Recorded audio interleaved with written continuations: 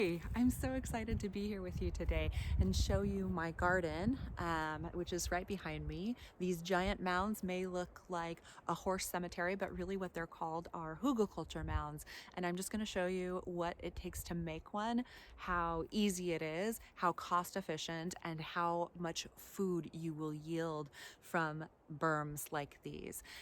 It was a really cost-effective way for us to do our garden.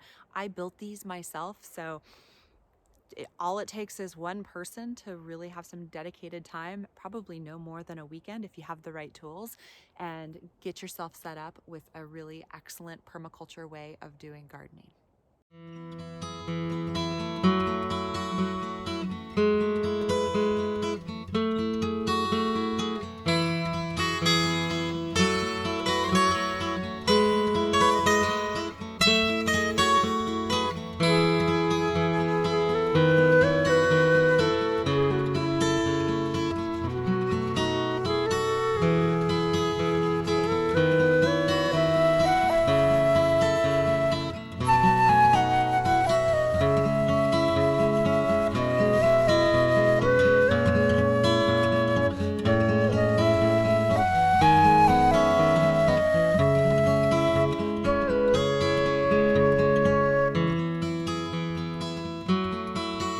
Now, one last thing about Hugelkultur mounds that makes Hugels amazing is that you don't need to water quite as much. You still need to water. I watered all last summer, but I didn't have to water to the cadence of twice a day or even once a day. I was watering like every third day because the logs act as a natural sponge.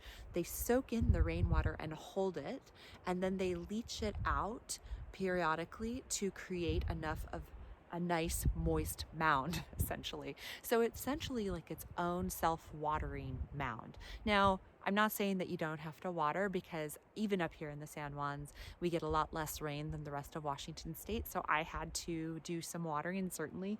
But I would tell you what, we went through a big drought and I could dig my hand into the soil of one of these mounds and it was still pretty damp in the interior. So you can get away with a lot less watering. So if you are looking for a way to economize your watering, whether that's through your well isn't quite enough, or you're concerned about draining your well, or you're on a city system and you don't want to get charged a ton, Hugels are just a really excellent way to go.